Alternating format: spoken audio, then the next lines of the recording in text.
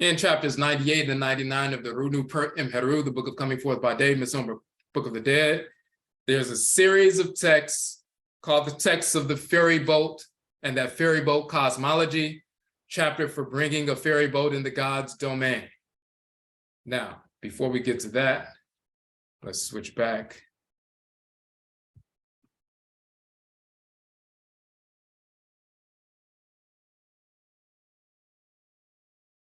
Later, they call them, Egyptologists call them the ferryman spells or the ritual invocations. You find them in the pyramid text, coffin text, and also the Book of Coming Forth by Day, so-called, Book of the Dead and so forth, the text found in papyrus in the, graves and so forth. Later versions of the ferryman spells, coffin text spells 395 through 403, and the BD, they mean the Book of the Dead, but it's really the Book of Coming Forth by Day that we just showed, and we're going to go back to chapters 98 and 99. Take the form of an elaborate dialogue between the deceased and the deity Maahaf. Maahaf quizzes the deceased, sometimes in very cryptic terms about his or her ritual or magical qualifications, intentions, and esoteric knowledge, to which the deceased responds in equally cryptic or ritualistic fashion. So it's an interrogatory. The deity Maah interrogates you and gives you certain things that you must answer, asks you questions, you have to answer them, talks about the different parts of the boat that's associated with different deities. You need to know the different parts of the boat and how they're aligned and how they can be put back together and what deity governs the different parts of the boat. The boat physiologically is your spirit body, your vessel, just like you have different organs that make up your entire physical vessel, and each one has its own function, and each one is governed by a divinity. The sacred boat, the ferry boat, and so forth is governed by different divinities, and it's different. The stern and the prow and everything else is governed by certain divinities. The deity of divine law interrogates you. If you can voice the divine law, if you can voice that divine order represented by that sacred vessel, then you can be allowed to go forward. And Ma'ah, the divine ferry boat operator, will carry you across. He will ferry you across. Pera. He will allow you to cross over. Not the Euphrates, not when they talk about the Hebrews means crossover because they crossed over the Euphrates River and came into Palestine and so forth. No, when you become Ma'ah Sher, declared Ma'ah Sher by Tehuti, you're declared Moshe by Tehuti because you passed the test of the balance of the weighing of the heart. And then the deity Ma'ah, the one who governs divine law on the masculine side, interrogates you, and you pass the interrogation, and then he ferries you across the river, Pera, now you cross over. And now you're in the ancestral realm, you're in the Sekhet Hatep, the divine fields of peace and so forth. Now let's look at the way that's spelled in the text. Sekhet, field of Hetep, peace and offerings. Sekhet Aru is part of that. Now,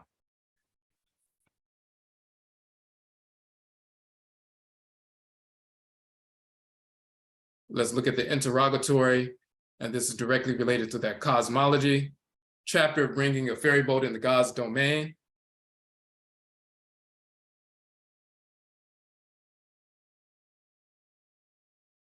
Now they invoke the divinity. O Maahaf, as you are provided with life, awaken the deity Akin for me, for see I have come. Then the deity Maahaf asks the person, who are you who comes? And then the person says, these are the answers that you must give when you transition to this deity. I am the beloved of my father, one who greatly loves his father. I am he who awakens his sleeping father. In this context, the person is saying, I'm beloved of my father. That was the same position that Heru took when he came to resurrect Al-Sar. He was called the one who was beloved of his father. So the person has to answer, just like Heru loved his father and he facilitated the resurrection of Al-Sar, I am like Heru, I am beloved of my father, one who greatly loves his father, and I am he who awakens his sleeping father. That's the answer you have to give. That means you're in alignment with the divinity Heru as well as Al-Sar. Then so the person says, O Maahaf, as you are endowed with life, awaken Akin for me, for see I have come. Then the deity Maahaf has another question. Do you say that you would cross to the eastern side of the sky? If you cross, if you cross, what will you do? Then you are to answer, I will raise up his head, I will lift up his brow, and he shall make a decree in your favor, and the decree which he shall make for you shall not perish nor become void in this land forever. Then he invokes Maahaf again, and then Maahaf says, why should I awaken Akin for you? And then the person says that he may bring me the built-up boat of Kunum from the lake of feet. Then Maahaf starts giving him an interrogation. But the boat you're talking about, but she is in pieces and stored in the dockyard. Then you respond, take her larboard side and fix it to the stern, take her starboard side and fix it to the bow. Hold on a second.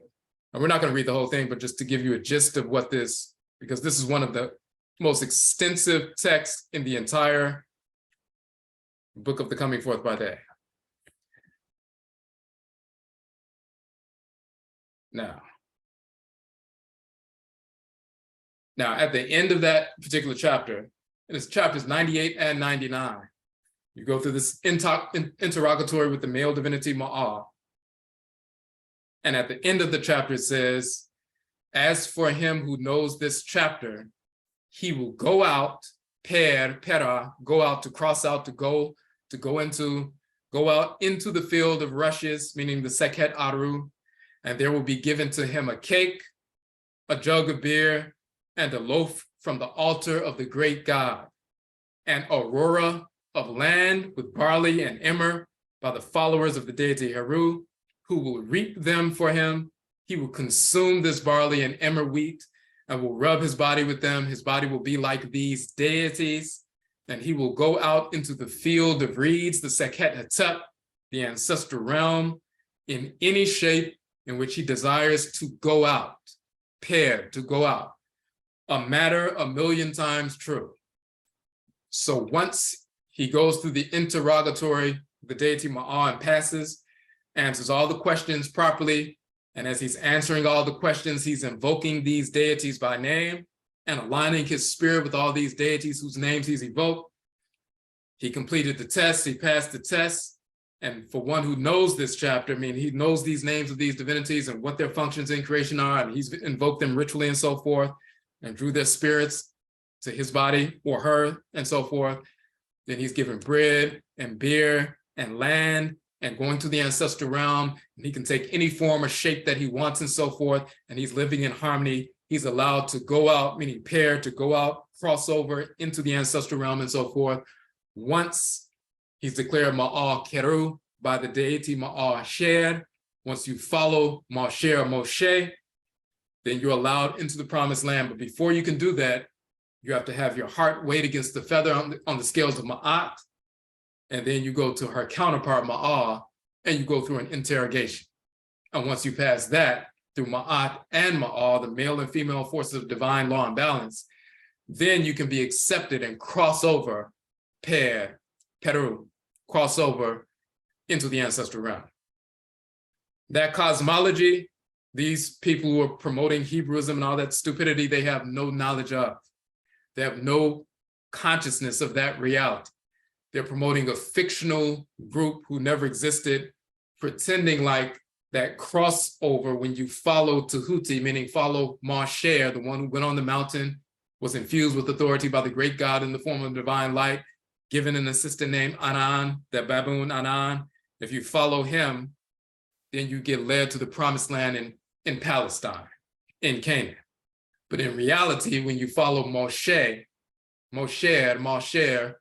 and Anan, his assistant, the dog-headed baboon and so forth, then first you have to be adjudicated Ma'al Sher yourself by him when your heart is weighed against the feather. And then you have to be shown to have lived in harmony with divine law by passing the interrogation of Ma'al. Then you can cross over, pair. You can be one of the people who cross over, pair, part of that group, pair, the Aperu, not the Hebrews, the Aperu, who cross over into the spirit realm of the ancestral realm. That's that cosmology.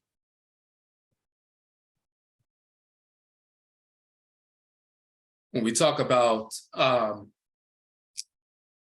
primary sources and primary texts and so forth, you see the books that we published. We published 31 books. That Sankofa Tehuti book is one of them. The Kuku Tuntum is one of them.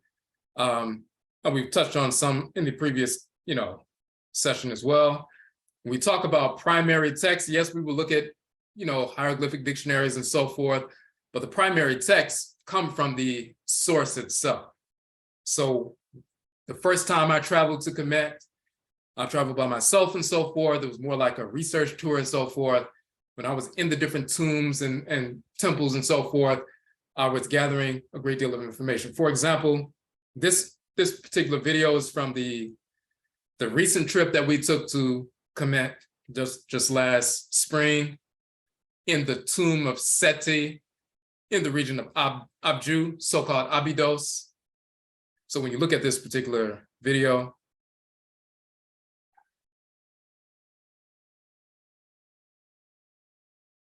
okay, so that's Seti in the form of Alsar, and Heru is giving offerings to Seti.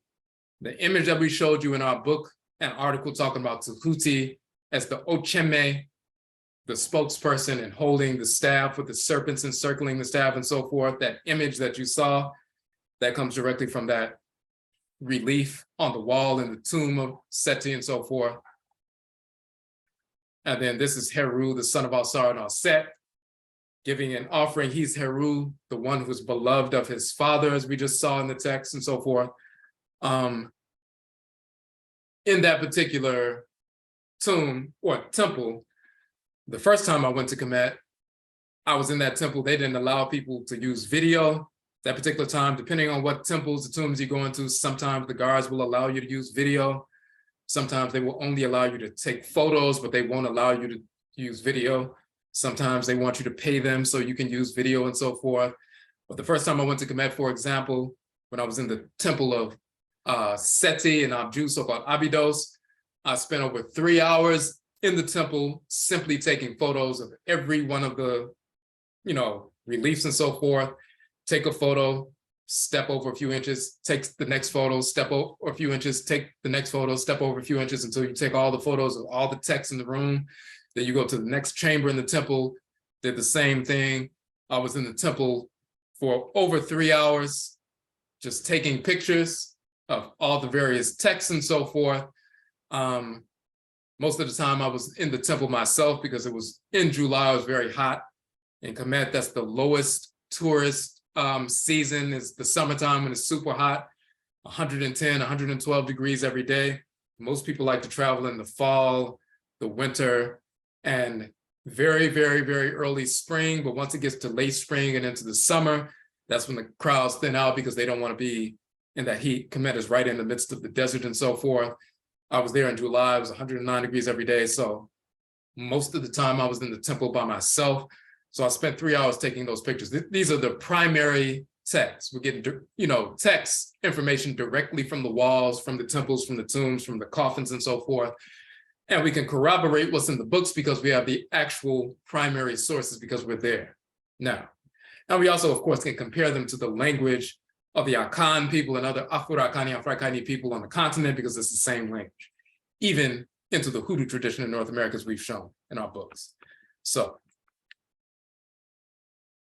now the story of Nehat, often written Story of Sinuhe, very important text. And it's directly related to this founding myth of the so-called Hebrews. Now, we already know, just as we talked about Tutankhamen with the Book of the Heavenly Cow, that text of the Book of the Heavenly Cow found in the tomb of Tutankhamen, he was sovereign before Ramesu I was born. So when the text of Kamit or the pseudo-biblical text talk about the Hebrews were building the treasury cities of Pithom and Ramses, or Per Atum and Ramesu, and they put that time stamp on the text. That means when Tutankhamen was king, when he was Ensu, when he was sovereign, that was, years and years before Ramesu I was even born. So there were no treasury cities of Per Atem and Ramesu or Pithom and Ramses yet, because Ramses hadn't even been born yet. Ramesu hadn't been born yet. But the entire story of Moshe going up on the mountain to talk to the deity, giving the assistant Anan, the establishment of the Sekhet Tetep, the promised land, and the divine food in the promised land, and following Tehuti to get to the god and so forth. All that is in the text before the cities of Ramesu exist, before Ramesu or Ramses was born. So we already destroyed their fictional little account of a Moses character.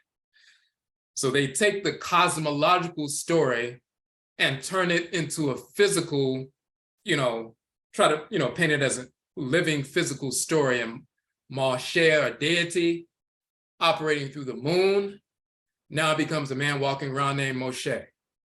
Anan being a dog-headed baboon, a spiritual force that assists the divinity of divine wisdom as a herald and so forth, he becomes a male named Aaron.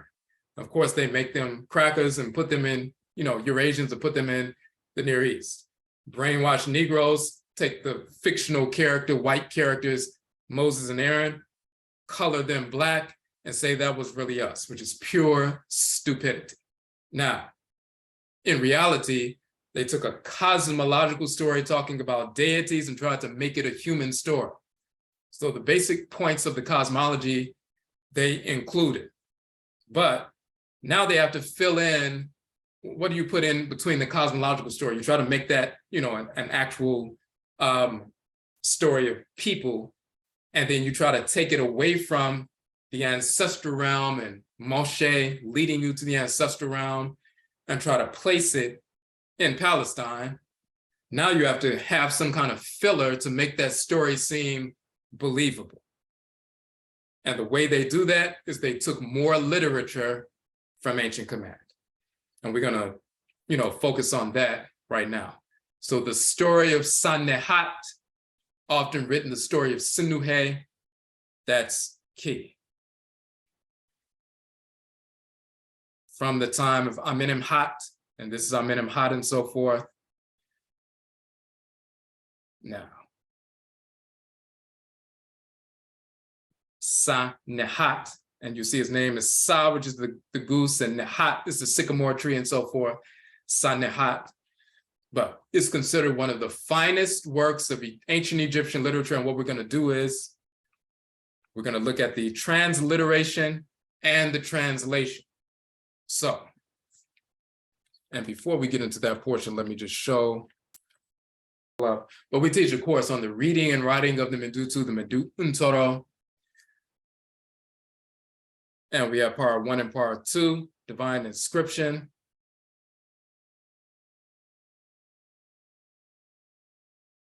Reading and writing of the language and hieroglyphs of Kamit, part 1, 6-week online course, and part 2. Those two courses are archived, they're $15 each. So both of them are 6-week courses, $15 for the part 1 and $15 for part 2. So you'll see the flyers there for that. But this is what we're going through, the basic introduction to reading and writing the text. So we have primary sources. We go through a specific text written by the brother Ankh Mira, which is a good book on the reading and writing and the grammar of the language and so forth, written by one of our people. He's an ancestor now. So, hold on a second. That's part 2. So when you look at that course, you'll see that when we're talking about translations and transliterations,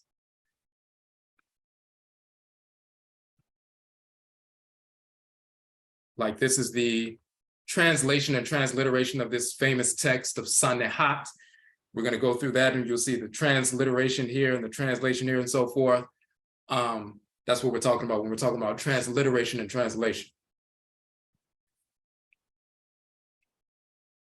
So Wikipedia will have the basic information, but then you can go into the actual primary source text and see the translations.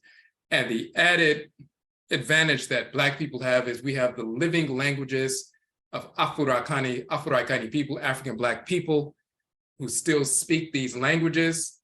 And as we've shown in our publications where we show the Akan language side by side, the language of ancient Kemet and so forth, and our comparative dictionary of the Akan language of Ghana and Ivory Coast, with the Medutu, the so-called hieroglyphs and so forth, the language of Kamit, same terms, same meaning, same deities and so forth, we've proven that. So this story of Sinuhe, considered one of the finest works of ancient Egyptian literature.